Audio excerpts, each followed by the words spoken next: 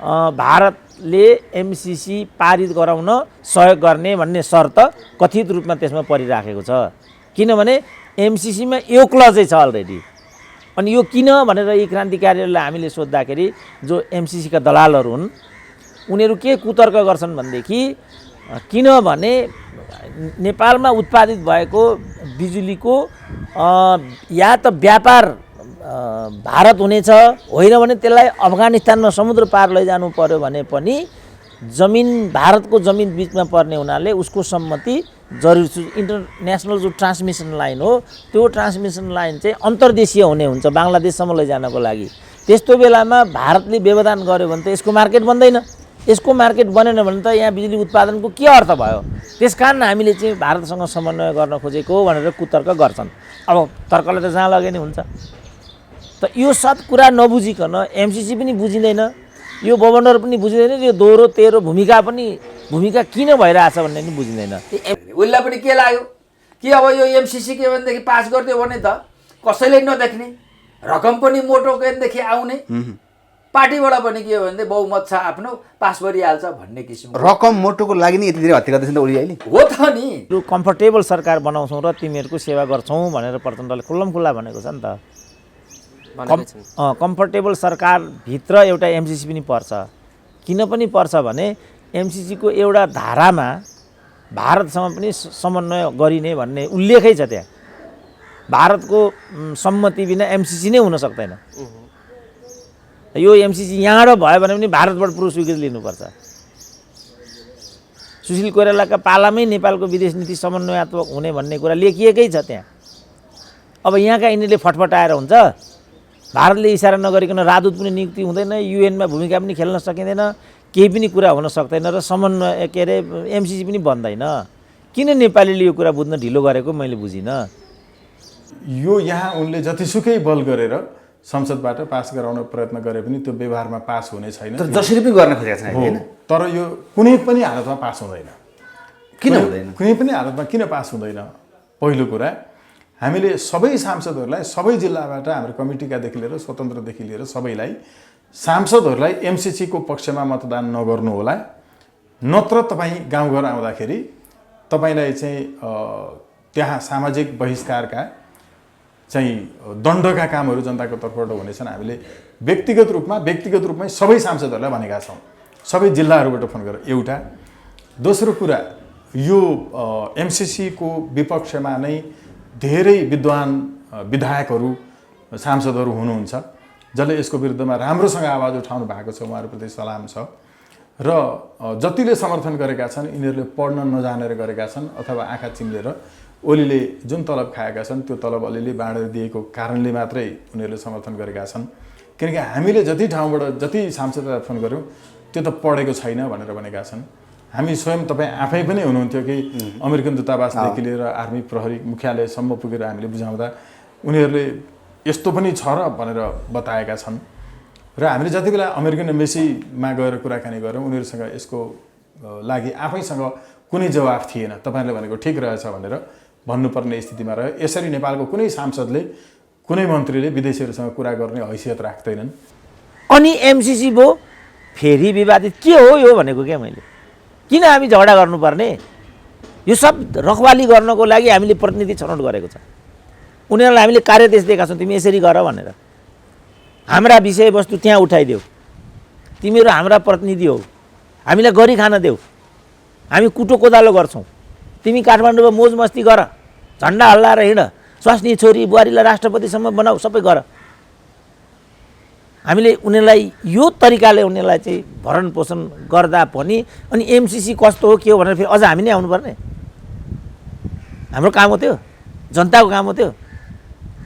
अब ल जनताको काम भनेर उनीहरूले पन्छाइसकेपछि अब अहिले जनता के भन्छन् त भने एमसिसी नगर। यिनीहरू एमसिसी गर्छौँ र गर्दैनौँमा फेरि लडाइँ लड्छन् भने दलाल होइन भने को हुन् त यिनीहरू? तिनलाई मैले एमसिसीको दलाल भनेको। सम्पूर्ण नेपालका राजनीतिक शक्तिहरू वास्तवमा नेपाली जनताको राजकीय सत्ता र सम्प्रभु सत्ता हामी करोडौँ नेपाली जनताले मत हालेर जुन प्रतिनिधि सभामा पठाएका थियौँ, आखिर त्यही प्रतिनिधि सभाबाट सन् 1975 मा सिक्किमको पनि राजकीय सत्ता र सम्प्रभु सत्ता त सिक्किमकै जनताले भोट हालेको कारणले भारतमा विलय भएको थियो। राजनीतिक फाइदाको लागि यिनीहरूले एमसिसीलाई प्रयोग गरे, दलाल भएन नि यिनीहरू? कि भन्नु पर्यो शेरबहादुर जस्तो खुल्लम खुल्ला? यो शेरबहादुरले गरे हो र? क्रोनोलोजिकल म भनिदिन्छु नि गभर्मेन्ट यो तर काङ्ग्रेसलाई चाहिँ किन यो आफूले जस लिनुपर्ने यो एमसिसीको? होइन, ऊ त डेमोक्रेट कि हामीले गरेको किन होइन, भन्नुपर्छ? यो हामीले गरेको होइन, यो प्रचण्डले गरेको। यसका संस्थापक प्रचण्ड हुन् र यो देशलाई भड्कालामा हाल्ने चाहिँ यो प्रचण्ड भन्ने मानिस हो भनेर शेरबहादुरले भन्दा के बुझिन्छ? किन नभर्या?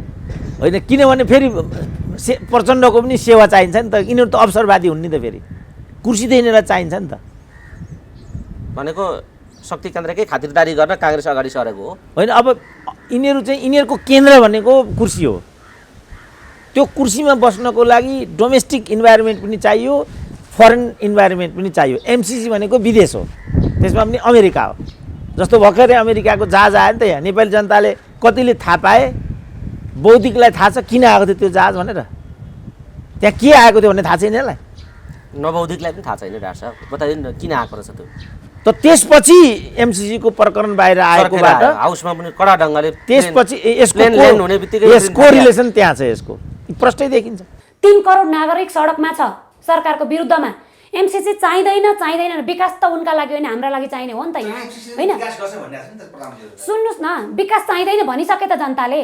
हामीलाई विकास चाहिएन, थालमा हिरा फल्छ भने पनि एमसिसी चाहिएन भनेपछि ओलीलाई मात्रै, शेरबहादुरलाई मात्रै, प्रचण्डलाई मात्रै चाहिने कारण के त? जबकि सम्झौता पनि टाइम पनि अवधि कटिसक्यो, होइन?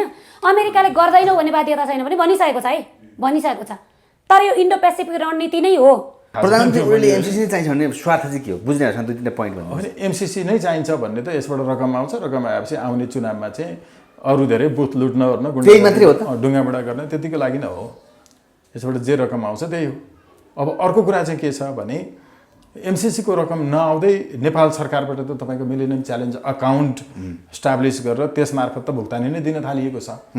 यसको त तपाईँको चाहिँ होइन करोडौँ रकम त नेपालको उसबाट खर्च भइसकेको छ, काम पनि भएन। अनि त्यसैबाट यिनीहरूले आफ्नो फेरि चाहिँ पार्टी कार्यकर्ताहरूलाई खुवाएका छन्।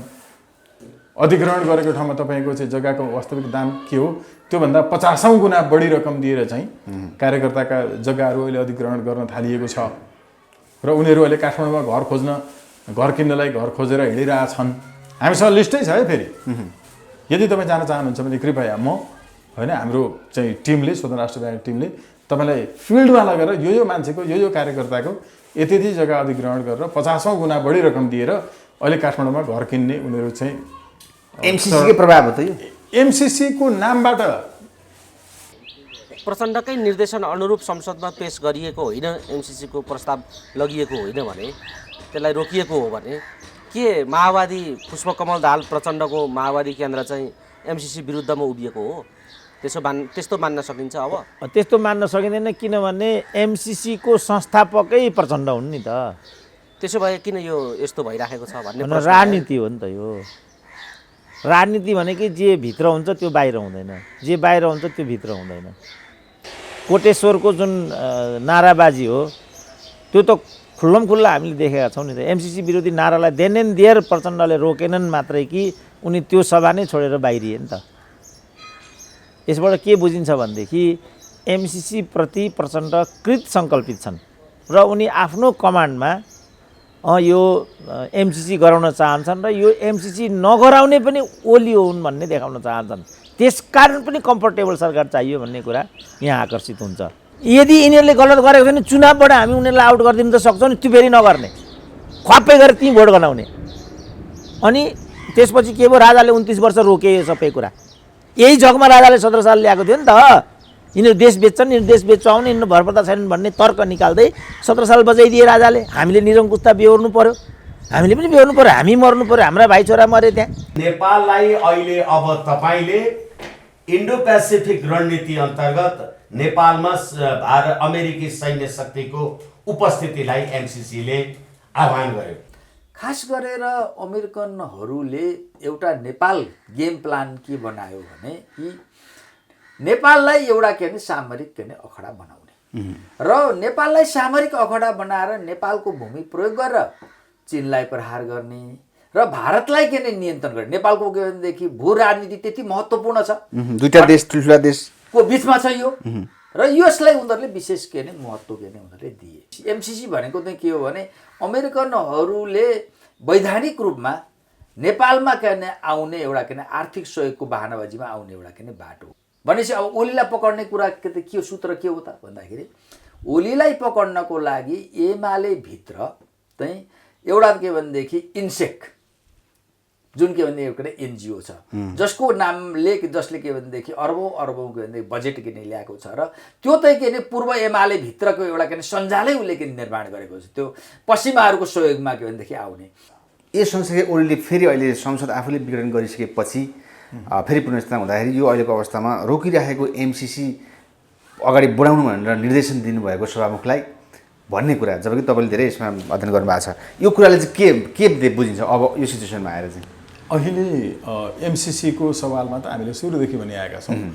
हामी नुवाकोटको बेलकोटगढी पनि पुग्यौँ, 7 नम्बर वडा होइन, त्यहाँ जमिनहरू चाहिँ तपाईँको अहिले अधिग्रहण गर्न थालेको छ सरकारले। त्यहाँ निर्माणकै क्रम सुरु भइसकेको छ। त्यहाँ केही समयपछि चाहिँ हाम्रो साथीहरूले सङ्घर्ष समितिहरूले गठन गर्ने क्रममा छ, त्यो निर्माण भौतिक रूपमै तपाईँको चाहिँ ध्वस्त गर्ने काम सुरु हुन्छ।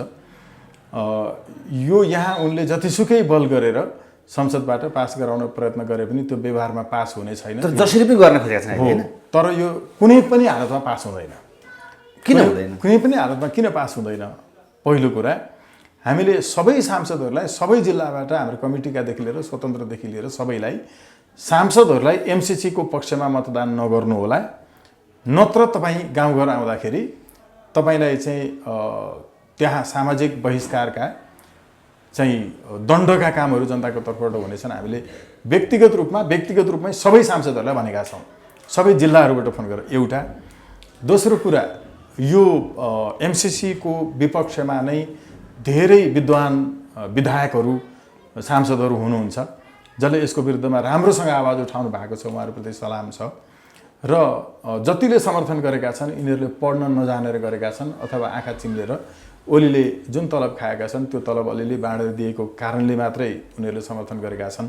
किनकि हामीले जति ठाउँबाट जति सांसदलाई फोन गऱ्यौँ त्यो त पढेको छैन भनेर भनेका छन्। हामी स्वयं तपाईँ आफै पनि हुनुहुन्थ्यो कि अमेरिकन दूतावासदेखि लिएर आर्मी प्रहरी मुख्यालयसम्म पुगेर हामीले बुझाउँदा उनीहरूले यस्तो पनि छ र भनेर बताएका छन्।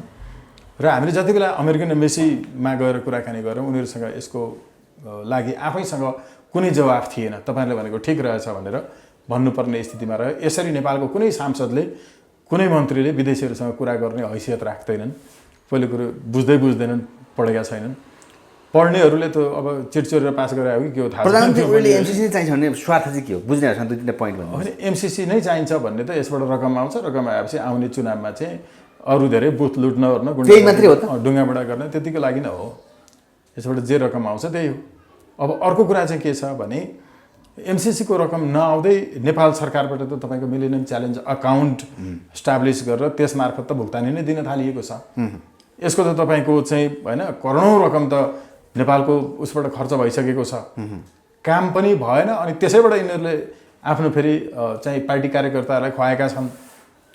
अधिग्रहण गरेको ठाउँमा तपाईँको चाहिँ जग्गाको वास्तविक दाम के हो त्योभन्दा 50औं गुणा बढी रकम दिएर चाहिँ कार्यकर्ताका जग्गाहरू अहिले अधिग्रहण गर्न थालिएको छ।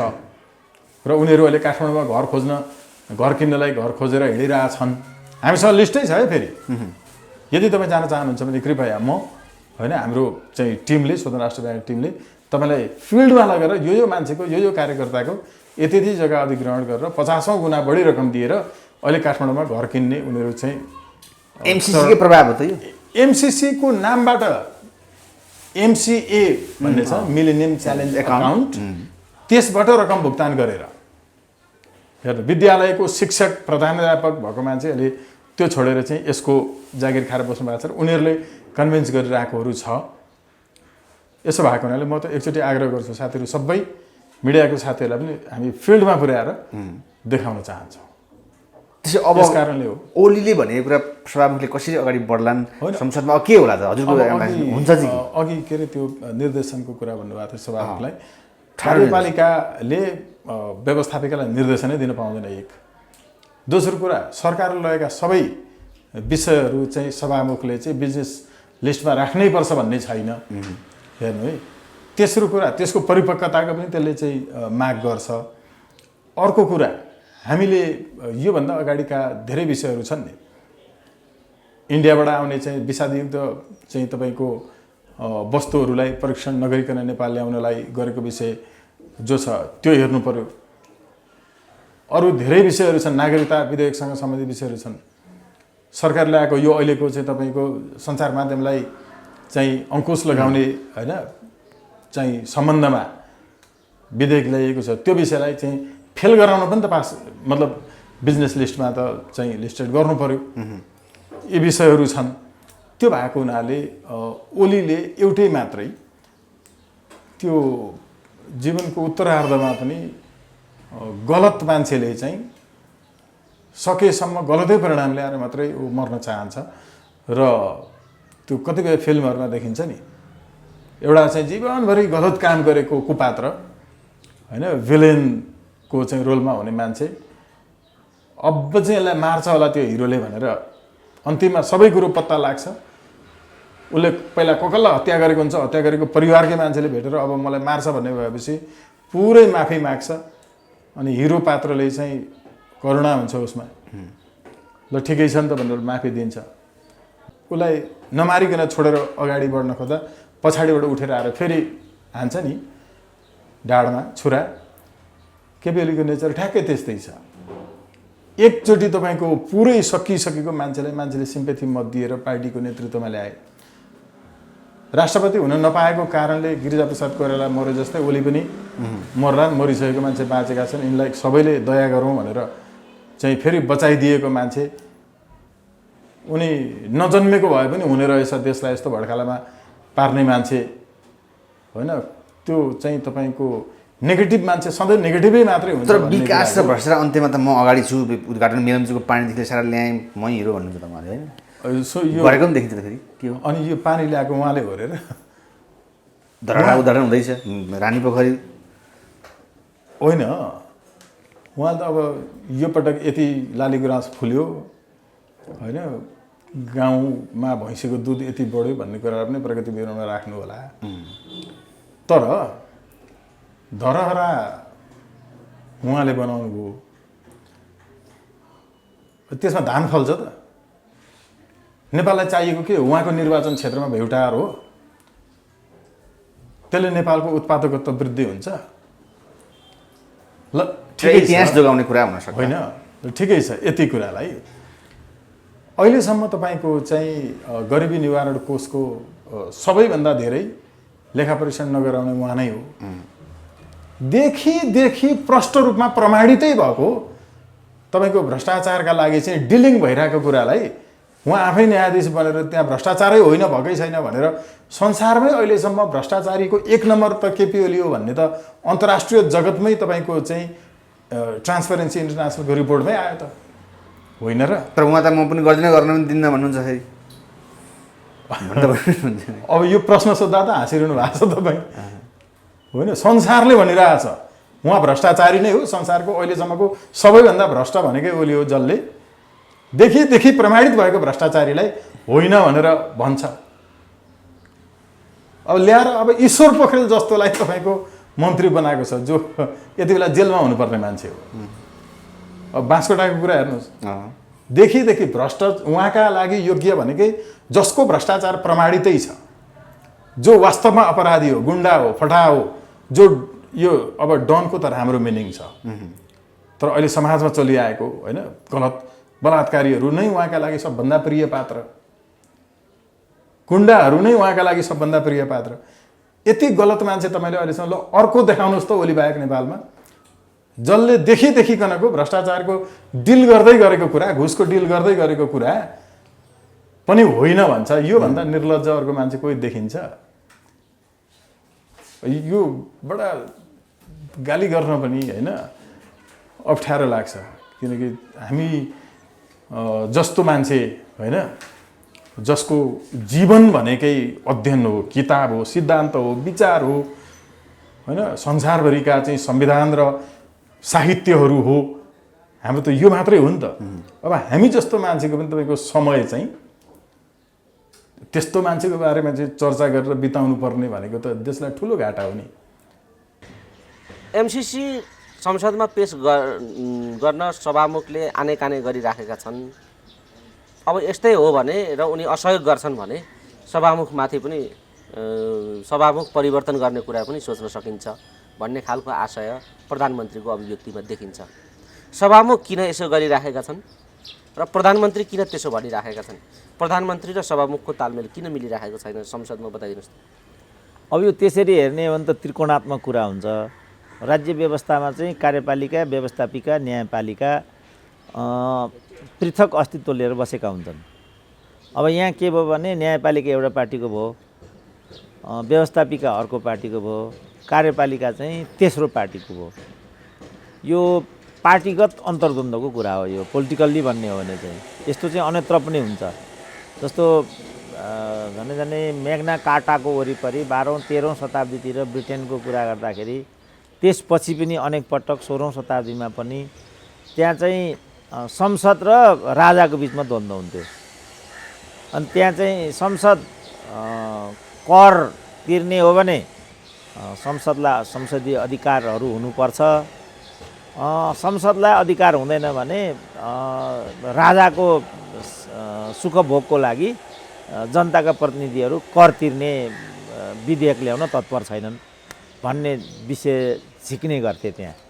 र ती द्वन्द्वहरू बढ्दै बढ्दै जाँदा एउटा अवस्था यस्तो आयो युकेमा, राजतन्त्र नै उन्मूलन भयो। अब यस्तै विषयले गर्दा लुई शासन फ्रान्सबाट हराएर गयो। संसारमा अन्य मुलुकका राजतन्त्रहरू जस्तो रसाको राजतन्त्रको कुरा गर्ने भने त्यो व्यभिचार र कुशासन नै कारण थियो। त्यो व्यभिचार र कुशासनको जड चाहिँ हेडक्वार्टर मुख्यालय चाहिँ फेरि राजपरिवार थियो त्यहाँ। त यसरी व्यवस्थापिका, कार्यपालिका, न्यायपालिका बिचमा द्वन्द्वहरू चलि नै रहेका हुन्छन्। अब त्यस क्रममा अब सभामुखले त खुल्लमखुल्ला भनेको छ मेरो संसदतिरको भक्ति कम हुनसक्छ तर प्रचण्डतिरको भक्ति घट्दैन र म उनकै निर्देशनमा सबैको उनले के ढाँटेकै छैन नि त्यो चिजको। अब अहिले चाहिँ उनीहरूको प्रचण्डको जीवन मरणको सङ्घर्ष ओलीसँग छ र सबै मोर्चाबाट म त्यो गर्छु भन्दै कर्णालीको प्रकरणलाई गौरवको रूपमा लिइराखेका छन्। लुम्बिनीमा पनि त्यो नेर भइसक्यो भनेका छन्। अब गण्डकीका त भागि नै सके मुख्यमन्त्री। त यसको छिटा परिराखेको हो। यहाँ केही पनि कुरा नयाँ छैन, प्रष्ट छ। उनीहरूको एउटा राजनीतिक द्वन्द्व हो। त्यसो हो भने प्रचण्डकै निर्देशन अनुरूप संसदमा पेश गरिएको होइन, एमसिसीको प्रस्ताव लगिएको होइन भने, त्यसलाई रोकिएको हो भने के माओवादी पुष्पकमल दाहाल प्रचण्डको माओवादी केन्द्र चाहिँ एमसिसी विरुद्धमा उभिएको हो? त्यस्तो मान्न सकिन्छ? अब त्यस्तो मान्न सकिँदैन, किनभने एमसिसीको संस्थापकै प्रचण्ड हुन् नि त। त्यसो भए किन यो यस्तो भइराखेको छ भन्ने राजनीति हो नि त। यो राजनीति भनेकै जे भित्र हुन्छ त्यो बाहिर हुँदैन, जे बाहिर हुन्छ त्यो भित्र हुँदैन। तर प्रचार त माओवादी केन्द्रका नेताहरू अर्थात् प्रचण्डले नेतृत्व गरेको पार्टी चाहिँ एमसिसीका विरुद्धमा गएको हुनाले यस्तो भएको हो, एमसिसीका विरुद्धमा उभिए प्रचण्डहरू, अग्नि सापकोटाहरू भन्ने प्रचार भइराखेको छ नि त बाहिर। यो गलत हो? होइन, अग्नि सापकोटा भनेका त यो चेसको गोटीमा प्यादा नहुन्। त्यसको राजा मन्त्री त प्रचण्डहरू हुन् नि। अग्नि सापकोटा राजा हुन् र अग्नि सापकोटा त प्यादा हुन्। प्यादालाई राजाले चाहिँ वरिपरि यसरी उभिएको हुन्छ, मन्त्री सुरक्षित पर बस्छ। त्यसकारण प्यादाको रूपमा त्यसरी प्रयोग गरेको छ अग्नि सापकोटालाई प्रचण्डले। कोटेश्वरको जुन नाराबाजी हो त्यो त खुल्लमखुल्ला हामीले देखेका छौँ नि त। एमसिसी विरोधी नारालाई देन एन्ड देयर प्रचण्डले रोकेनन् मात्रै कि उनी त्यो सभा नै छोडेर बाहिरिए नि त।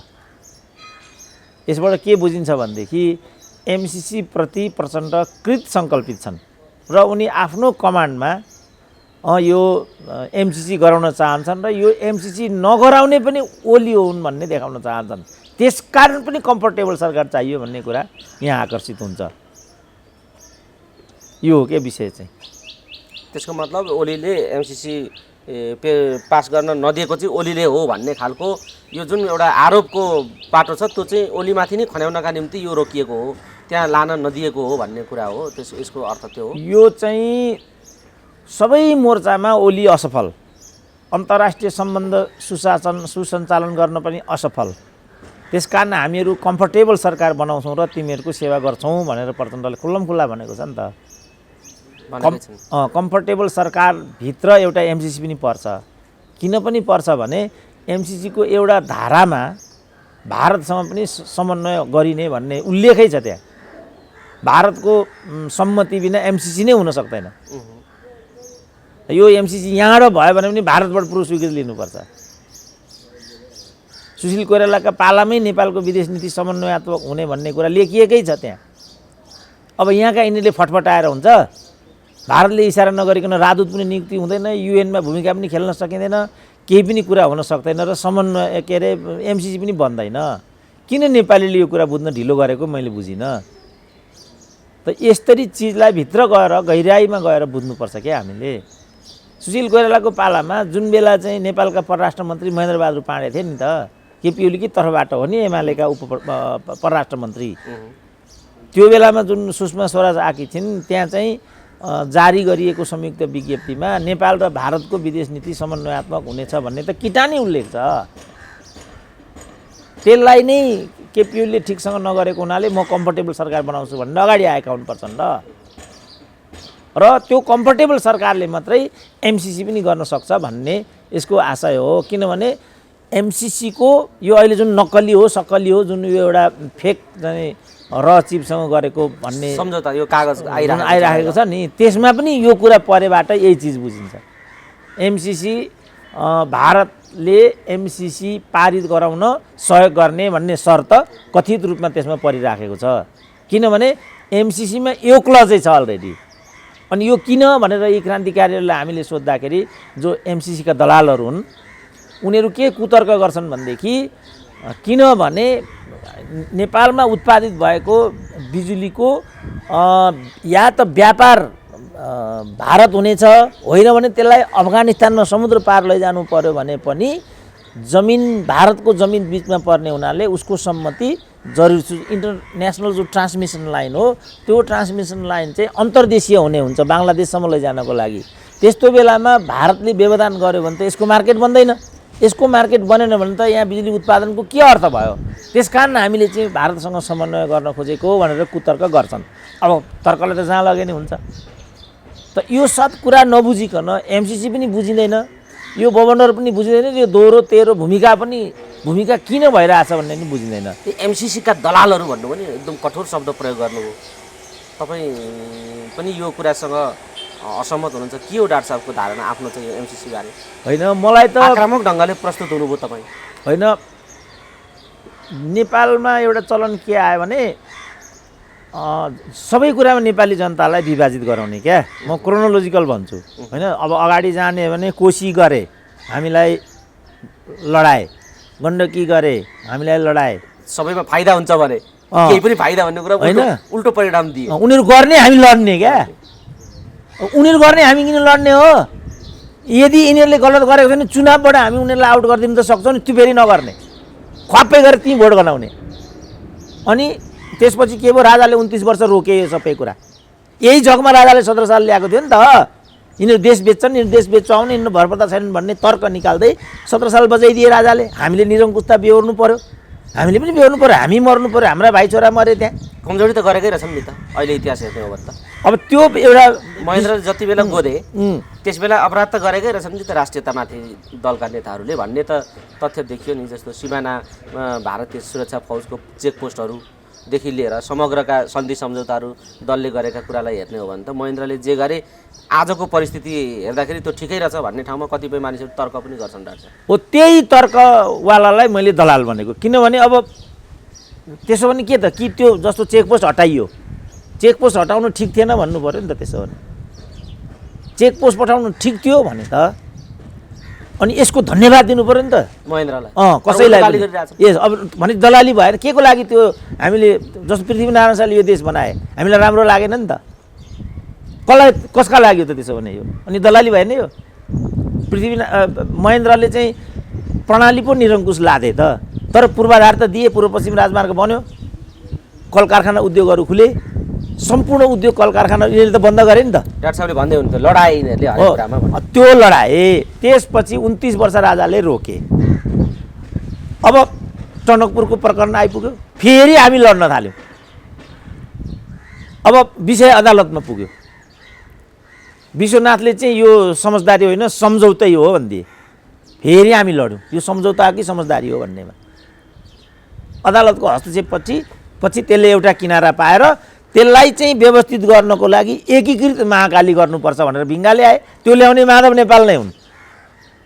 एकीकृत महाकाली सन्धि गरियो, फेरि हामी लड्न थाल्यौँ। 2 भाग 3 भाग लागेका छौँ हामी। यो महाकालीको दलाल भनेको छ, यो फलानु भनेको छ, पैसा खाए भनेको छ, फलानु सबै भनि नै राखेका छौँ, लड्यौँ। त्यसपछि प्रचण्ड आए, दिल्लीको भ्रमणमा गए, मलाई नै बोलाएको थियो भेट्न। म गएँ बालुवाटारमा, तपाईँ के खास छ कि भनेर सोधेँ। मैले भने जति पनि पूर्व प्रधानमन्त्रीहरू यहाँबाट भ्रमणमा गएका छन्, फर्केर आउँदा संयुक्त विज्ञप्ति अरू नाममा विवादित हुने गरेका छन्। तपाईँ कृपया यस्तो विवादास्पद नगर्नु होला, मेरो यति मात्रै तपाईँलाई सजेसन छ भने 9 मुरे गरेर आए। फेरि हामी विवादित।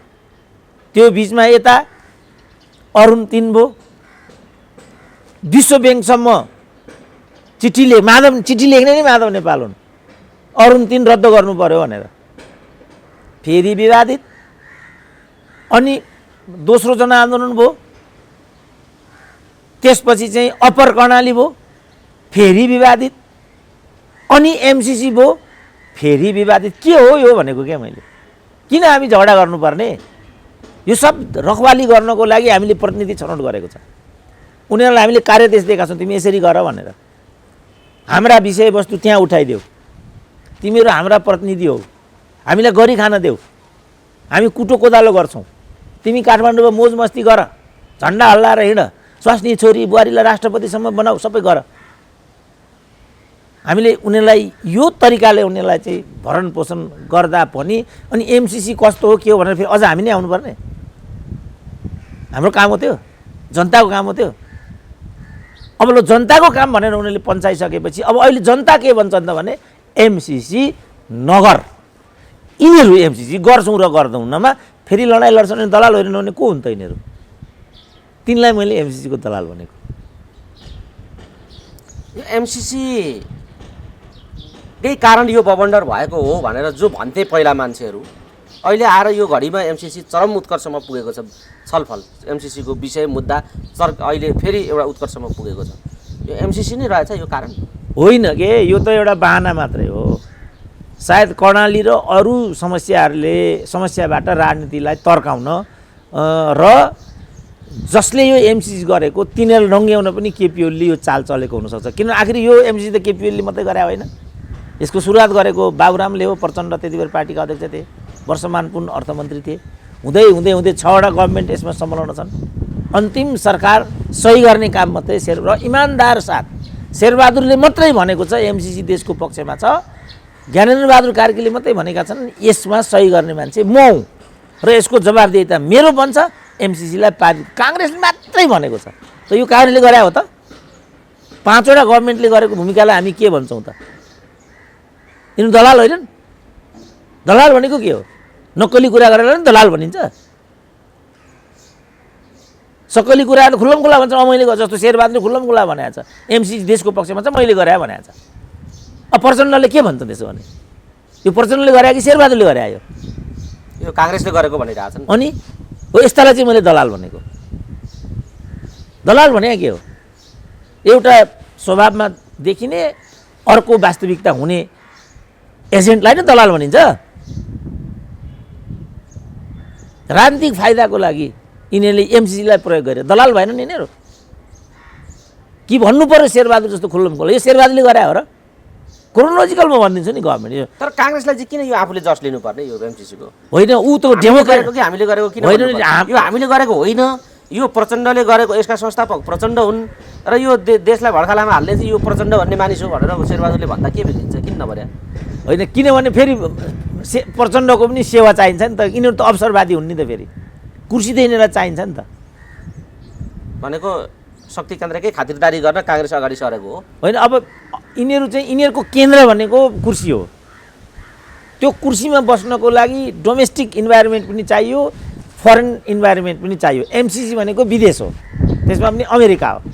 जस्तो भर्खरै अमेरिकाको जहाज आयो नि त यहाँ, नेपाली जनताले कतिले थाहा पाए, बौद्धिकलाई थाहा छ किन आएको थियो त्यो जहाज भनेर, त्यहाँ के आएको थियो भन्ने थाहा छैन यसलाई। नबौद्धिकलाई पनि थाहा छैन डाक्टर साहब, बताइदिनु न किन आएको रहेछ त्यो। त त्यसपछि एमसिसीको प्रकरण बाहिर आएकोबाट हाउसमा पनि कडा ढङ्गले त्यसपछि प्लेन ल्यान्ड हुने बित्तिकै यसको रिलेसन त्यहाँ छ, यसको प्रष्टै देखिन्छ। एमसिसीका सन्देश लिएर आएको जहाज हो भन्ने कुरा त अब लगभग देखियो हाम्रा संसदका भूमिकाहरूले नै। डाक्टर साहब अब यो जुन खालको स्थितिमा यिनीहरूले हाले नि, अब के हुन्छ त यो गतिरोध? अब सभामुखलाई लाठो लाउँछु भन्दै हुन्छ ओलीजीले। अब प्रचण्डजीहरू चाहिँ एमसिसीका विरुद्ध उभिएको कारणले पेश हुन सकेन, राष्ट्रवादी भए प्रचण्ड भनेर फेरि मान्छेहरू अर्को हल्ला गरिरहेछन् सामाजिक सञ्जालमा। यसको सच्चाइ डाक्टर साहबले यसरी बताइराख्नु भएको छ। अब गतिरोध कसरी अगाडि जान्छ त? संसदभित्रको गतिरोध अब कसरी अगाडि जाला? अब दुधको दुध पानीको पानी होला। त्यहाँ को एमसिसीका भक्त हुन्, को विरोधी हुन्, त्यो बाहिर आउँछ होला। त्यो त अब निर्णय गर्ने कुरामा त हात उठाउने कुरा होला। त्यहाँ त हात उठाउनै पर्ने हुन्छ। त्यो बेला देखिन्छ को कति चाहिँ पानीमाथि छ, यी को वास्तविक हुन्, को पानीमाथिको होबाना हुन्। त्यो जम्मै कुरा बा त्यहाँ दुधको दुध पानीको पानी गराउन पो केपी ओलीले यो कुटिल चाल चालेका हुन् कि? किनभने अब त सत्ताको कलह त नाङ्गो रूपमा बाहिर आइगयो। अब त्यो नग्नतामा अलिकति खास्टो उडाइदिने त्यो हिसाब पो केपी ओलीको त्यहाँभित्र छ कि? अब 4 प्रधानमन्त्रीले चाहिँ त्यहाँ बहिष्कारै गरे भन्ने छ, प्रधानमन्त्रीको सर्वदलीय बैठक। अब मैले देख्दाखेरि केपी ओलीले त्यहीलाई विषयवस्तु बनाएर श्रीलङ्काको जस्तो थपखन एमसिसी हामीबाट हुँदैन भनिदिनु पर्ने, सबभन्दा सेफ मैले देख्दा केपी ओलीलाई यहाँ बन्छ। म त एमसिसीको पुनर्विचारको पक्षमा थिएँ, किनभने यो माओवादीहरूले नै गरेको, कयौँ सरकारहरू यसमा संलग्न थिए, म एउटा कडी मात्रै थिएँ। तर 4-4वटा प्रधानमन्त्रीले यसमा असहयोग गरेको हुनाले म एमसिसी गर्न असमर्थ छु भन्दै भनेर पत्र लेखिसकिजाने भन्दै यो एजेन्डा लिएर जनतामा जान पाए त हामी नै फेरि जस्तै महाकालीको पालामा एक खालको के अरे नाकाबन्दीको पालामा एक खालको न्यानोपना हामीले दिएका थियौँ नि, फेरि दिन्थ्यौँ हामी जेसुकै होस्। तर यिनीहरू दलाल हुन्, त्यो गर्दैनन्। दलालको यस्तो हुन्छ कि आफ्नो स्वभाव देखिँदैन। यो जेनेरेसन 2 कोभिड भाइरस जस्तै हो दलाल भनेको। जस्तो मल नदिने जो अपराधी हो त्यसैको घरमा प्रचण्ड बस्छन् नि, र नोकरसाही दलाल पुँजीवादको सबभन्दा ठुलो विरोध गर्ने पनि उनै छन् नि त। व्याख्या विरोध गर्छन्, बस मार्क्सवादको उच्च व्याख्या गर्छन्। यस्ता हुन्छन् दलालहरू चाहिँ, दलालकोमा बस्छन् र दलालकै विरोध गर्छन्। अनि डेरा बस्दैमा हुन्छ ऊ कस्तो छ भने कसरी थाहा हुन्छ भन्छन् बाहिर कार्यकर्तालाई चाहिँ। फेरि कार्यकर्ता ओ त हो, रणभुल्लमा पर्छन्। यो प्रवृत्तिलाई मैले दलालीको प्रवृत्ति भनेको होइन। अब मान्छेले आम जनताले को के हो भन्ने कुरा छुट्याउँदै लगेको होला। सायद निर्वाचनबाट जनताले अब राम्रै दनक दिने कुरा सोचिराखेका होलान् घर घरमा भन्ने लाग्छ।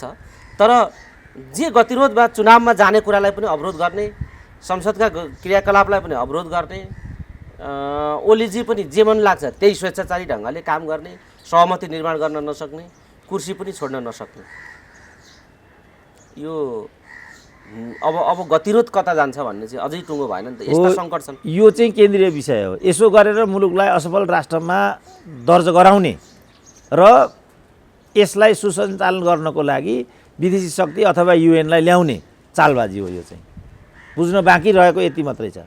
पहिलो कुरा त एमसिसी सम्झौता नेपालको असंलग्न परराष्ट्र नीति र कुनै पनि संसारका सैन्य गठबन्धनसँग नलाग्ने र नेपाललाई शान्ति क्षेत्रको रूपबाट संसारका 116वटा राष्ट्रहरूले समर्थन गरेको परिप्रेक्ष्यमा अहिले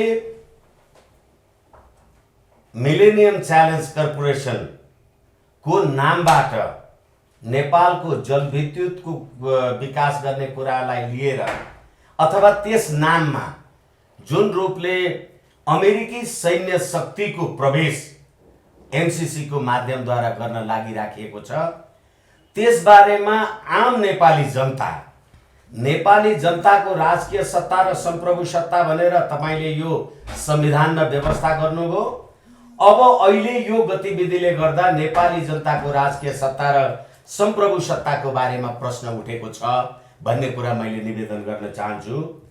यो गएको 2077 भदौ 29 गते बिहिबार एउटा सार्वजनिक रूपबाट आम संचारमा आयो कि अमेरिकी उच्च अधिकारी Alice Wells, Randall Schriver, David Ranz, नेपालका लागि अमेरिकी राजदूत ऱ्यान्डी बेरीले एमसिसी नेपालमा इन्डो पेसिफिक रणनीति अन्तर्गत नै कार्यान्वयन हुन लागेको उहाँहरूले चाहिँ सार्वजनिक रूपमा बताउनु भयो।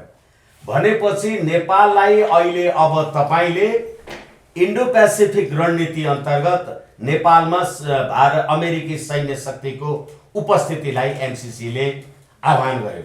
र त्यति मात्रै होइन कि एमसिसीको बारेमा नेपाली जनताले धेरै लामो समयदेखि यसको विरुद्धमा आवाज उठाइराखेका छन् र नेपाली जनताको आवाजलाई अब भर्खरै हिजो सम्मान्य प्रधानमन्त्रीजीले बोलाउनु भएको सर्वदलीय बैठकमा अरू सम्पूर्ण कुरामा उहाँहरूको विभेद, अरू सम्पूर्ण कुरामा अब प्रधानमन्त्रीको हुने अविश्वासको प्रस्ताव आउने नआउने, विश्वासको मत लिने के गर्ने, अथवा कोरोना महामारीमा जनता मर्ने बाँच्ने, भ्रष्टाचार के हुने चिन्ता छैन।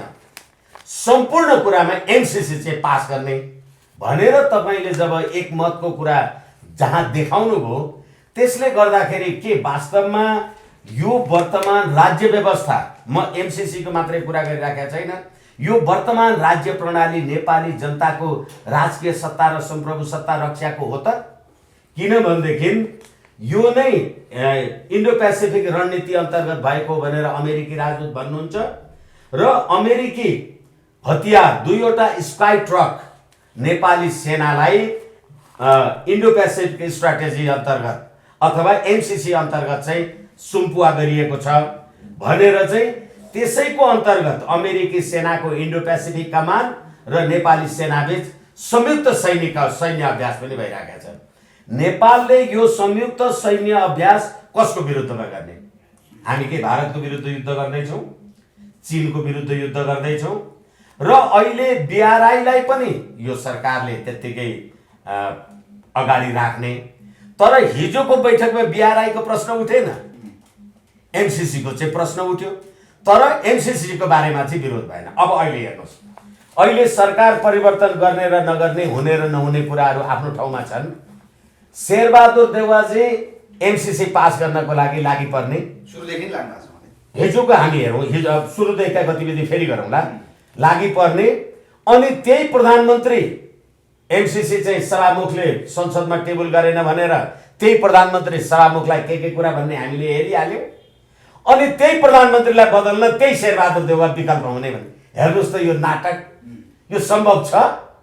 यसै कारणले गर्दा MCC Indo Pacific millennium challenge corporation अन्तर्गत, कोअपरेसन अन्तर्गत सम्पूर्ण नेपालका राजनीतिक शक्तिहरू वास्तवमा नेपाली जनताको राजकीय सत्ता र सम्प्रभु सत्ता हामी करोडौँ नेपाली जनताले मत हालेर जुन प्रतिनिधि सभामा पठाएका थियौँ, आखिर त्यही प्रतिनिधि सभाबाट सन् 1975मा सिक्किमको पनि राजकीय सत्ता र सम्प्रभु सत्ता त सिक्किमकै जनताले भोट हालेको कारणले भारतमा विलय भएको थियो।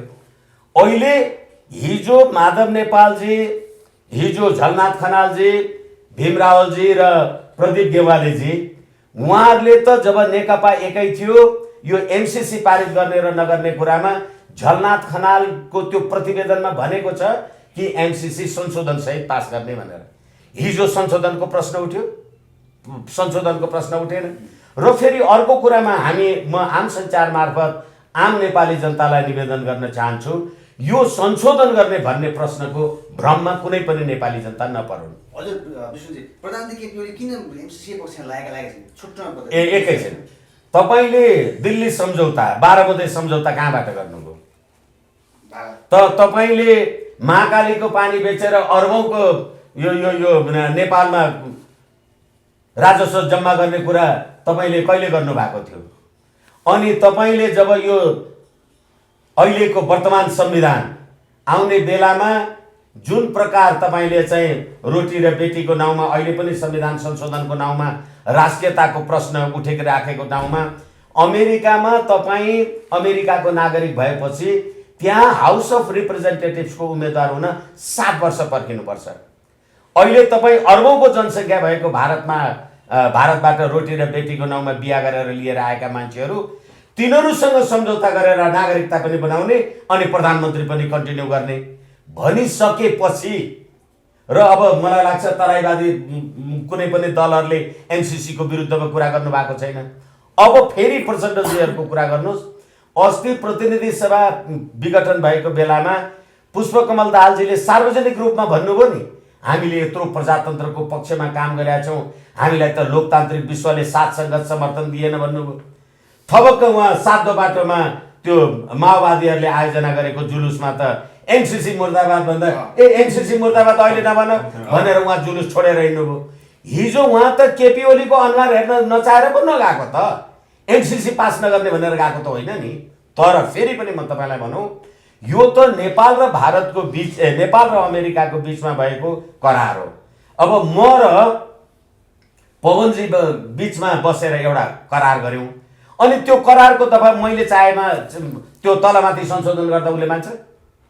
यति खालको ननसेन्स कुरा यो नेपाली जनतालाई यिनीहरूले भनिराखेका छन्, त्यो वास्तवमा राष्ट्रिय हित अनुकूल छैन। अब म तपाईँलाई हाम्रो यो वर्तमान संविधानको व्यवस्था यसपछि हजुर जान्छु म। ताराजी, हजुर पनि यो विषयमा धेरै पहिलेदेखि बुझ्नु भएको, एमसिसीको विरोध गर्नुभएको थियो। अहिले प्रधानमन्त्री ओलीले सभामुखलाई यस्तो निर्देशन दिनुभएको छ कि नभएसम्म बरु माओवादी नै चाहिँदैन, हामी देश चल्छ भन्ने किसिमको अभिव्यक्ति आएको छ एमसिसीको लागि। वास्तवमा तपाईँले यसमा के एनालाइसिस गर्नु? मैले एनालाइसिस के गरेको छु भने, एकजना अमेरिकाको एन्थ्रोपोलोजिस्ट हुनुहुन्छ, डाक्टर मेरी डेलेस समथिङ के नाम भएको है, डेमेस के छ होइन, डेसेन हजुर, डाक्टर मेरी डेसेन भन्नेले एमसिसी काम छैन, नेपाल जुन कुनै देशमा पस्छ त्यहाँ लुट्ने मात्रै हो भनेर त्यही देशको नागरिकले मानवशास्त्री भएर मात्रै उहाँ सच्चा बोल्नु भएको छ होइन। यो हामीलाई लुट्ने माध्यम हो भन्दा भन्दै अर्को कुरा के बुझ्नु भने, गत वर्ष त हाम्रै सडक आन्दोलन र केले गर्दा अहिलेसम्म टागिएर ल्याइयो, ठेलेर ल्याइयो, तर सम्झौता नै खारेज भइसकेको छ क्या, डेट अफ भइसकेको छ होइन। सम्झौता गर्नुपर्ने मिति नै कटिसकेको छ, अब नेपाललाई बाध्यता छैन। 3 करोड नागरिक सडकमा छ सरकारको विरुद्धमा। एमसिसी चाहिँदैन, विकास त उनका लागि होइन हाम्रा लागि चाहिने हो नि त यहाँ होइन। सुन्नुहोस् न, विकास चाहिँदैन भनिसके त जनताले, हामीलाई विकास चाहिएन, थालमा हिरा फल्छ भने पनि एमसिसी चाहिएन भनेपछि ओलीलाई मात्रै, शेरबहादुरलाई मात्रै, प्रचण्डलाई मात्रै चाहिने कारण के त? जबकि सम्झौता पनि टाइम पनि अवधि कटिसक्यो होइन। अमेरिकाले गर्दैनौ भन्ने बाध्यता छैन भने भनिसकेको छ है, भनिसकेको छ। तर यो इन्डो पेसिफिक रणनीति नै हो। इन्डो पेसिफिक भन्दै जाँदाखेरि इन्डो पेसिफिक चाहिँ के रहेछ भन्ने नागरिकलाई जाग्ला होइन। अब इन्डो पेसिफिक भनेको के हो भनेर पनि बुझ्न जरुरत छ। अनि अब यसमा चाहिँ के छ भने, यो दोस्रो विश्वयुद्धदेखि पछाडि चाहिँ यो चाइना रसियाहरू एकतिर हुने होइन, अनि यो युरोपेली र अमेरिकन पुँजीवादी भन्छ नि, तिनीहरू र कम्युनिजम एकतिर भएर चाहिँ उनीहरूको एउटा आर्थिक लडाइँ हो के। तिनीहरू चाहिँ भित्रभित्रबाट गुम्सेर एकअर्कामा चाहिँ अर्थतन्त्रमा जित्ने लडाइँ गरिरहेको थिए, त्यसलाई कोल्ड वार पनि भन्छन् है। अब त्यो यिनीहरूले यो इन्डो पेसिफिकको रणनीति अनुरूप योसम्म आइपुगेको केबाट प्रष्ट हुन्छ भन्नुहुन्छ भने, अमेरिकाको 33औँ राष्ट्रपति जसको नाम चाहिँ सरी मैले 33औँ राष्ट्रपति होइन, उहाँले एउटा मार्शल प्लान भनेर 4वटा बनाउनु भएको छ, ह्यारी ट्रुमेन भन्नेले। उहाँका 4वटा मार्शल प्लानमा चाहिँ कसरी अमेरिकाको र युरोपको अर्थतन्त्रलाई एसियाका गरिब देशसम्म लान सकिन्छ भन्ने 4वटा पोइन्ट छन्। तपाईँलाई म पढेर पनि सुनाउन सक्छु, मसँग यहाँ कपीमै छन् है। अब उहाँले त्यो गर्नुभयो, त्योभन्दा पछाडि 34औँ राष्ट्रपति हुनुहुन्छ उहाँले 34औँ राष्ट्रपतिले त्यसैलाई चाहिँ लिएर 5वटा प्लान बनाउनु भयो फेरि होइन, 5वटा फर्मुला बनाउनु भयो कसरी पस्ने त भनेर है। त्यो नेपालमा गर्नुहुन्छ भने नेपाली तारिखमा चाहिँ ह्यारी ट्रुमेनले चाहिँ 1949 भनेपछि नेपालको विक्रम सम्वत 2006 सालतिर पर्छ। त्यो बेलामा इन्डियाबाट बिपी मातृकालाई नेपालमा पठाइएको छ के, त्यही रणनीति अनुरूप नेपाल डिस्ट्रक्सन गर्नको लागि, एनजिओ नेपालमा प्रस्थान गर्नको लागि है। अनि त्योभन्दा पछाडि विक्रम सम्वत 2010 सालभन्दा पछाडितिर पर्छ 34औँ राष्ट्रपति। अब उसको चाहिँ लगभग 1963 सम्म भनेको नेपालको 2020-21 कतातिरसम्म पर्छ होइन उसको कार्यकाल। त्यो बेलामा 5वटा स्ट्रेटेजी बनाएर ल्याइएको छ। ठ्याक्कै त्यही बेलामा चाहिँ नेपालमा डिस्ट्रक्सन ल्याएको देखेर महेन्द्र राजाले चाहिँ बिपीको सरकार अपदस्थ गरेर एनजिओ जति बन्द गरिदिने काम गरेको छ।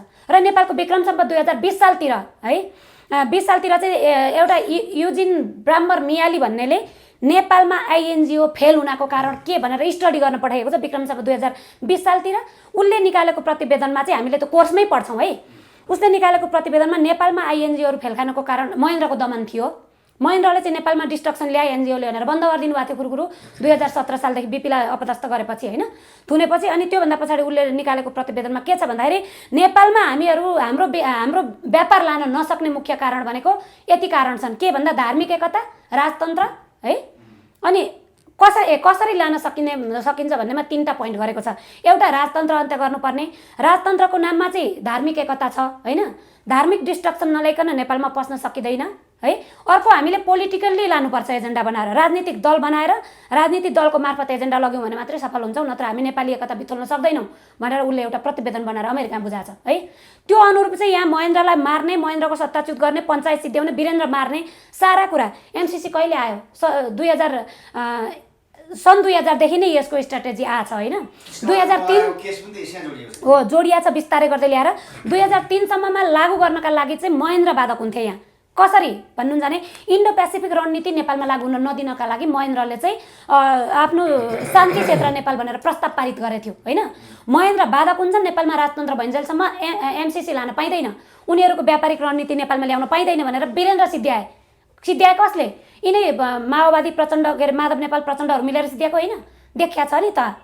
त्यो बेलामा को थिए? सरकारमा को थिए? नेपालमा राजतन्त्र सखाप पारेर दरबार हत्याकाण्ड गर्दा गिरिजा होइन प्रधानमन्त्री, इन्डियाबाट पठाएका भान्जाहरू कसरी देश लुटिरहेका छन्। र त्यहीँदेखि पछाडि हेर्दै ल्याउनुहोस् आजका यी 386 जना संसदले 3 करोड नागरिकको माग नसुन्ने भए यी कसका संसद रहेछन्? त्यतापट्टि प्रश्न ठहराइदिनुहोस् त।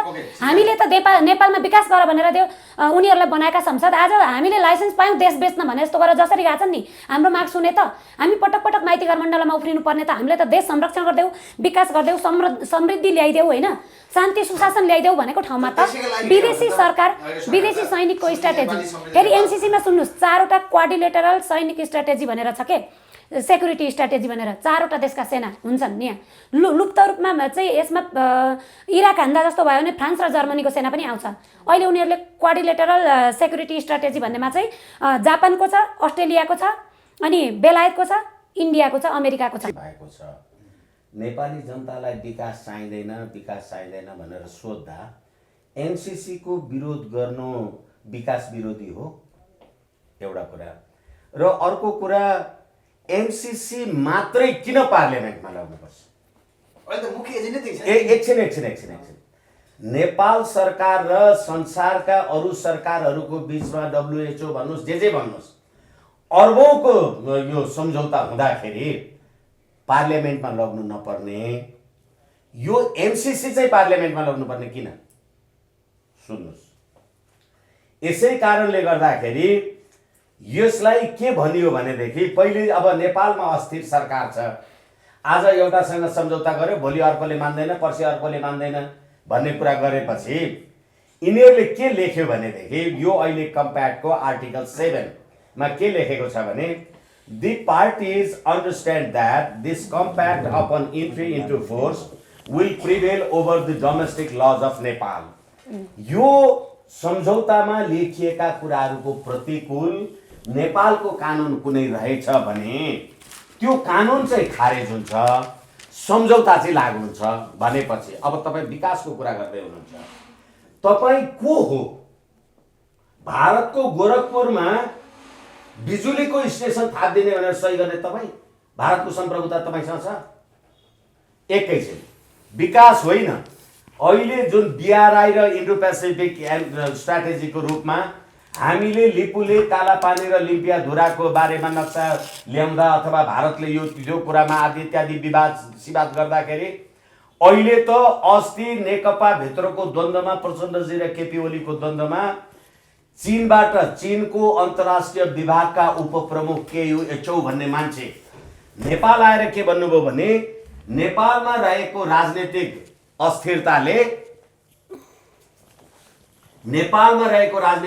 अस्थिरताले चीनको सुरक्षामा खतरा नपुगोस् भने। म तपाईलाई साथीहरूलाई फेरि निवेदन गर्दैछु, नेपाल त्यति बलियो छ, हामी बीचको राजनीतिक अस्थिरताले चीनको सुरक्षामा खतरा पुग्दैन, किनभने तिमीहरूले अहिले यो नेकपा भन्ने कुरा मिलेर जान सकेनौ भने एमसिसी र इन्डो पेसिफिक स्ट्राटेजी छिरेपछि BRI तलमाथि हुन्छ, त्यतिखेर अमेरिकी सेनाको उपस्थिति मानसरोवरमा भयो भने तिमी के गर्छौ भने होइन भनेदेखि एउटा 50-60 अर्बको यो देशको प्रधानमन्त्री त्यो बाबुराम भट्टराई भन्ने मान्छे होइन बुढी गण्डकीमा 9 अर्ब केपी ओली शेरबहादुर देउवा र प्रचण्डले मिलेर खाए भनेर 9 अर्ब तपाईँ खान सक्नुहुन्छ। अहिले एमनेस्टी इन्टरनेसनलको रिपोर्टमा संसारका भ्रष्ट मुलुकहरूको दाँजोमा तपाईँ पुग्नु भएको छ र अहिले नेपाली जनताको विरोध हुँदा हुँदै अब एकछिनलाई मानौँ तपाईँ अहिलेको हाम्रो संविधान यही संविधानले यसको धारा 279 ले सुरक्षा एवं सामरिक सम्बन्धको कुरा संसदको 2/3 पास गर्नुपर्छ भन्ने कुराको व्यवस्था गरेका छ। प्राकृतिक स्रोत तथा त्यसको उपयोगको बाँडफाँड भन्नुपर्छ। अनि नेपालमा तानेको बिजुलीको तारको सम्प्रभुता तपाईले गोरखपुरसम्म पुर्याउँदाखेरि के हुन्छ त्यतिखेर? यतिकै विकास विकास भन्नुभएको छ तपाईलाई प्रधानमन्त्रीले भन्नुभएको छ नि। एकछिन प्रधानमन्त्री पनि त नेपाली जनताले भोट हाल्यो होला नि। यसैले मैले भनेको छु पात्र, प्रवृत्ति र प्रणाली यो तीनवटा काम छैन। राजा महेन्द्रको टाइममा निर्दलीय पञ्चायती व्यवस्थामा प्रधान पञ्च र मन्त्री र मान्य भएका मान्छेहरू अहिले पनि तिनै काङ्ग्रेस एमालेमा माओवादी बन्छन्। प्रणालीको दोष भयो, पद्धतिको दोष भयो कि प्रवृत्तिको दोष भयो? अब अघि विकास निर्माणका कुराहरू धेरै उठिराखेका थिए।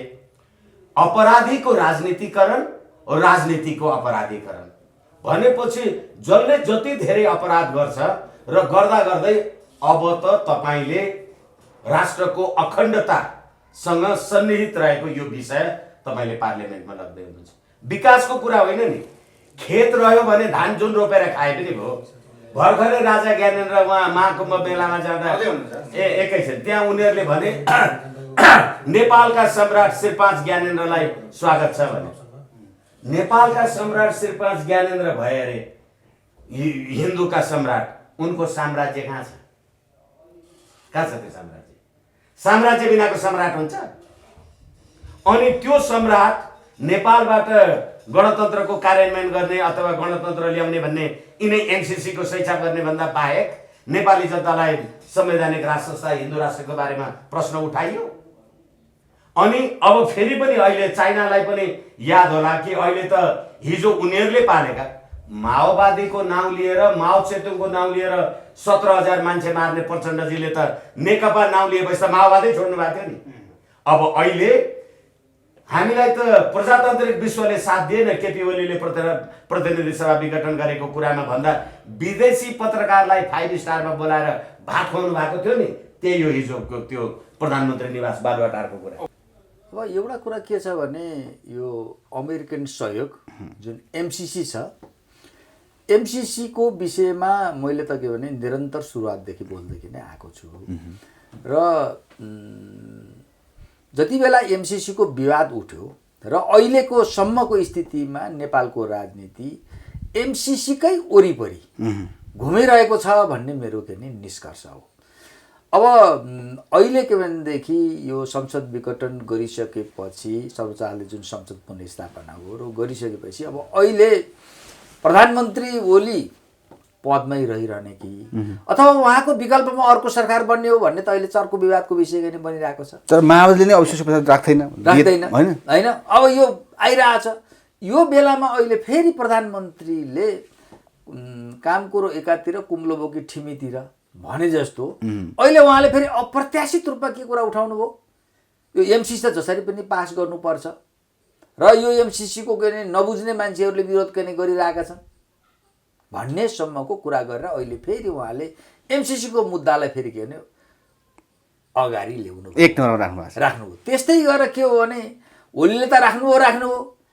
अहिले ओलीको विकल्पमा वैकल्पिक प्रधानमन्त्री बन्ने सम्भावित भनेका नेपाली कांग्रेसका शेरबहादुर देउपाले पनि जस्तो के भनेदेखि माओवादी केन्द्रका अध्यक्ष प्रचण्ड भयो, त्यसपछि समाजवादीका के नेताहरू छन् जाँदाखेरि शेरबहादुर देउपाले के भन्नु एमसीसी कुरा उठाउनु भयो।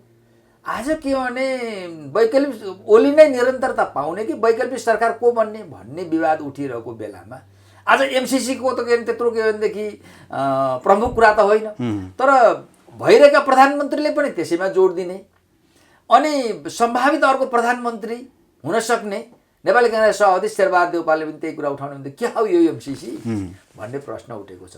अब यो सम्बन्धमा हेर्नुहोस्, मैले भने अघि एमसिसीकै वरिपरि नेपालको राजनीति अहिलेसम्म केदेखि गोलचक्करमा फसिरहेको छ। प्रधानमन्त्री ओलीले नै अलि दबाब दिएर सभामुखलाई पारित गर्नु छ भन्नुपर्ने कारण के हो? म त्यही भन्दैछु। अलिकति यसमा के भने एमसिसीको भनेको के हो र नेपालको सन्दर्भमा किन एमसिसी एकदम यत्रो प्रमुख एजेन्डा भनौँ भन्ने कुरा हो।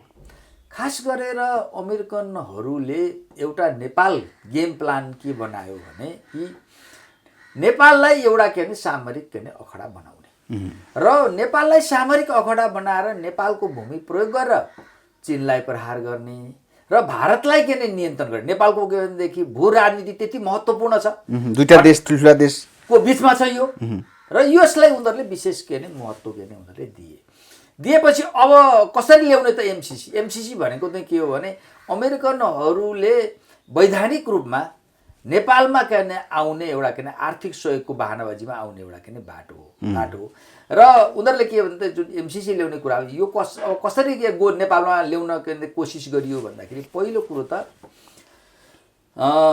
शेरबहादुर देउपा प्रधानमन्त्री हुँदाको अवस्थामा, यो पछिल्लो चुनावको समय थियो नि, चुनाव त शेरबहादुर देउपाले गराए नि, प्रधानमन्त्री हुँदाको अवस्थामा त्यति बेला अमेरिकनहरूले एउटा रणनीति के बनाएको भन्ने सुन्नमा आएको छ भने र विज्ञहरू नि बताउँछन् भने शेरबहादुर देउपा र प्रचण्डलाई एउटा कित्तामा राखिदिने, चुनाव पनि यो गत निर्वाचनको भन्छु है, एउटै तरिकाले दुईटालाई संयुक्त मोर्चा बनाएर चुनाव लड्न लाउने। त्यसपछि त्यो चाहिँ के हो त भने प्रो अमेरिकन एउटा मोर्चा केदेखि बनाउने, त्यो अमेरिकन मोर्चा भने त्यही थ्रु एमसिसी लगायतका अमेरिकन रणनीति पुरा गर्ने भन्ने उनीहरूले त्यो रणनीति बनाएको।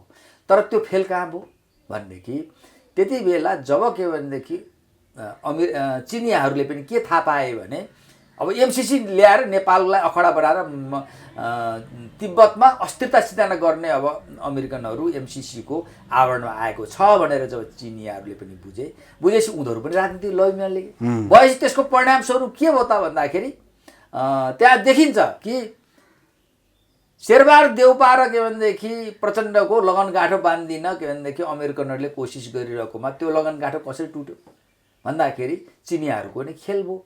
खेल भएपछि त्यहाँ आयो के भनेदेखि प्रधानमन्त्री ओलीको पार्टी एमाले र के भनेदेखि माओवादी केन्द्रको बिचमा के हो एकता भएर चुनावमा लडे, त्यसरी त्यो टुटेको स्थिति थियो। त्यति बेला के भने ओलीको त स्थिति के थियो त भन्दाखेरि अनि त्यति बेला कसरी के भने ओली र के भने प्रचण्डको बिचमा एमाले र माओवादी केन्द्रको बिचमा कसरी एकता गरियो त भन्दाखेरि त्यहाँ चाहिँ प्रचण्डलाई चाहिँ जानी बुझी नै त्यो एकता उनले गरेका थिए। तर ओलीलाई चाहिँ के भनेको थियो भने तपाईँ प्रधानमन्त्री हुन्छ, प्रधानमन्त्रीको लोभ देखाइएको थियो र अनि त्यसरी एकता भयो। एकता भइसकेपछि के भने लगभग के भनेदेखि माओवादी केन्द्र र एमालेको चुनावी गठबन्धनले लगभग 2/3 जस्तो संसद सङ्ख्या पनि जित्यो। जितेपछि त के भयो भने अब अमेरिकनहरूको जो नेपाल गेम प्लान थियो त्यो के भनेदेखि सङ्कटमा पर्यो। अब त अगाडि बढ्न नसक्ने भयो। नसक्ने भएपछि अब के देखे त उनीहरूले भने अब यो ओलीलाई नपकडिकन के भने एमसिसी अथवा नेपालदेखि जुन अमेरिकन गेम प्लान हो त्यो पुरा गर्न सकिँदैन भन्ने बिचमा ओली र प्रचण्ड त छुटिए नि, यो पछि आए त्यति बेला छुट्टे भन्दैछु। अनि त्यति बेला किन अब ओलीलाई नपकडी हुँदैन भनेपछि अब ओलीलाई पकड्ने कुरा के सूत्र के हो त भन्दाखेरि ओलीलाई पकड्नको लागि एमाले भित्र चाहिँ एउटा के भनेदेखि इन्सेक जुन के भने एउटा एनजिओ छ जसको नामले जसले के भनेदेखि अर्बौं के भनेदेखि बजेट किने ल्याएको छ र त्यो चाहिँ के भने पूर्व एमाले भित्रको एउटा के सञ्जालै उसले के निर्माण गरेको छ, त्यो पश्चिमाहरूको सहयोगमा के भनेदेखि आउने। त्यस्तै गरेर एउटा एमाले भित्रको एउटा के मजदुरहरूको सङ्गठन छ जी फन्ड, त्यो जी फन्डमा पनि के हो भने पश्चिमाहरूको ठुलो के लगानी छ। तिनीहरूलाई प्रयोग गरेर ओलीलाई के भने घेराबन्दी गरियो। गरेपछि के भने ओलीका सल्लाहकार भन्नुहोस्, ओलीका वरिपरिका मान्छे सबै राखेपछि ओलीलाई लोभ लालचमा फसाएर एमसिसी पास गराउनलाई उसलाई के भने तयार गरे। ओलीलाई पनि के लाग्यो कि अब यो एमसिसी के भनेदेखि पास गरिदियो भने त कसैले नदेख्ने, रकम पनि मोटो के भनेदेखि आउने, पार्टीबाट पनि के हो भने बहुमत छ आफ्नो पास गरिहाल्छ भन्ने किसिमको। रकम मोटोको लागि नि यति धेरै हत्या गर्दैछ नि त ओली अहिले हो त नि। पहिला यसरी फसाइयो उनलाई कसरी आउँछ रकम मोटो है यो त के भनेदेखि उनीहरूले यत्रो ठुलो के भने गेम प्लान के भने बनाएका छन् अमेरिकनहरूले नेपाललाई एउटा के भनेदेखि सामरिक अखडा बनाउने माध्यम बनाउने भने उनीहरूले त पैसाको कुन कुरा पो हो यस्तो पैसा त कहिले खर्च हुन्छ होइन त्यो भएपछि के भने जब के भने ओलीलाई के भने फसिसकेपछि पहिलो के भने उनले यो एमसिसीलाई संसदबाट अनुमोदन गराउन खोजेका थिए तल कसले रोकिदियो कृष्णबहादुर महराले रोकिदियो कृष्णबहादुर महरा काण्ड यही काण्ड हो कृष्णबहादुर महराले एमसिसीलाई के अरे पास गर्नमा अवरोध खडा गरेपछि अब कृष्णबहादुरलाई अब एमसिसी पास गर्न के गर्ने त कृष्णबहादुरलाई नहटाइकन के भनेदेखि एमसिसी पास गर्न सकिँदैन सभामुख त कृष्णबहादुर महराले नमान्ने कारण चाहिँ के होइन उनीहरूको महरा स्वयं आफ्नो पनि कुरा हो त्यहाँ के चिनिया फ्याक्ट्रीले पनि काम गरेको थियो है चिनिया फ्याक्ट्रीले पनि त्यहाँ काम गरेको थियो भएपछि अब त्यसपछि एउटा के हो त भने एउटा रोशनी काण्ड छ नि त्यो प्रायोजित काण्ड थियो त रोशनी त वास्तविकता हो भनिरहेको होइन रोशनी र के भनेदेखि कृष्णबहादुर महराको बिचमा अनैतिक सम्बन्ध हो तर के हो भने त्यही सम्बन्धलाई प्रयोग गरेर के गरियो त भन्दा कृष्णबहादुर महराले पठाइयो त्यसपछिको योजना थियो के थियो त प्रधानमन्त्री ओलीको भने सुभाष नेमाङलाई सभामुख बनाउने सभामुख के भने सुभाष नेमाङलाई बनाइसकेपछि अनि एमसिसी पास गराउने भन्ने थियो र त्यो एमसिसी पास गराउने भन्ने तय भएकोमा पछि नेपाल कम्युनिस्ट पार्टीभित्र त विवाद भयो के हो भने कहाँ के सुभाष नेमाङलाई बनाउनु हुँदैन भनेर बहुमत पक्ष सचिवालयको बहुमत पक्ष गइसकेपछि अनि त्यसपछि के हो भने सुभाष नेमाङ सभामुख हुन सकेन को सभामुख हो अहिलेका सभामुख अग्नि सापकोटा भए अग्नि सापकोटा भएपछि अग्नि सगाटबाट पनि पास हुन सक्ने सम्भावना के नै भएन नभएपछि अब के देखियो त भन्दाखेरि जबसम्म नेपाल कम्युनिस्ट पार्टी एक रहन्छ तबसम्म एमसिसी पास हुन सक्दैन र त्यो गर्नका लागि अब एमसिसी पास गर्नको लागि के गर्नु पर्यो त भन्दाखेरि त्यसपछि दोस्रो भने गत वैशाख 77 वैशाख महिनामा त्यसपछि अमेरिकनहरूकै नीति निर्देशन अथवा गेम प्लान अन्तर्गत ओलीलाई के भनेदेखि पार्टी विभाजन गर्न के भनेदेखि लगाउने एउटा रणनीति गरियो त्यो रणनीतिमा के थियो भन्नुहुन्छ भने पहिले त ओलीले के भने एउटा के भनेदेखि अध्यादेश ल्याए नि जुन अध्यादेश चाहिँ के भनिन्छ भने दल सम्बन्धी अध्यादेश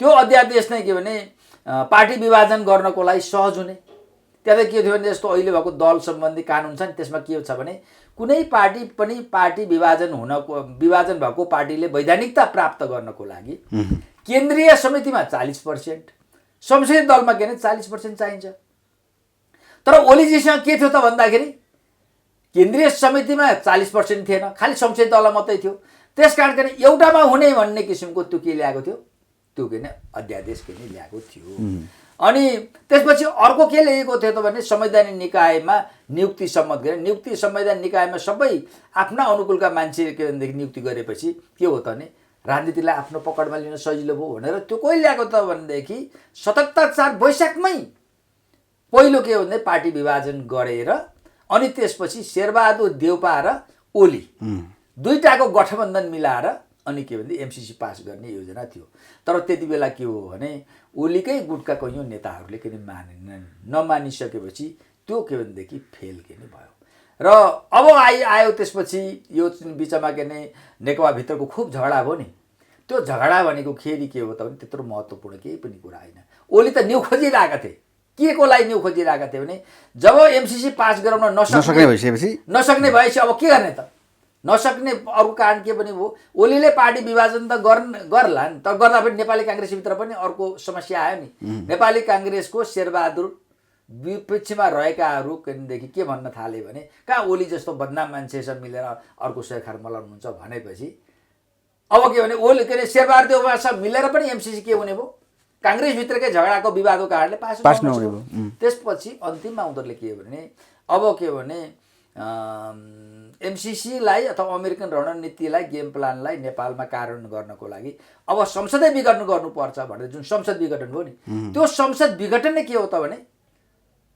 अमेरिकन गेम प्लान अन्तर्गत भएको थियो त्यो पनि कति बेला भयो जति बेलासम्म भारतीयहरूले खुलेर अमेरिकन गेम प्लानलाई साथ दिएको थिएन त्यति बेलासम्म त्यो रोकिएको थियो तपाईँ देख्नुहुन्छ ओली पनि त केही समय त नक्सा काण्ड मान्छेको भारत विरोधीको रूपमा देखा पर्नुभयो नि कति बेलासम्म त भने जति बेलासम्म अमेरिकन यो के भनेदेखि एमसिसीको गेम प्लानलाई इन्डियाले स्वीकार गरेको थिएन। जब के भनेदेखि अमेरिकनहरू चाहिँ अमेरिकन के भनेदेखि विदेश मन्त्री भयो, फरेन मिनिस्टर, रक्षा मन्त्री भारतमा आएपछि बेका सम्झौता भयो।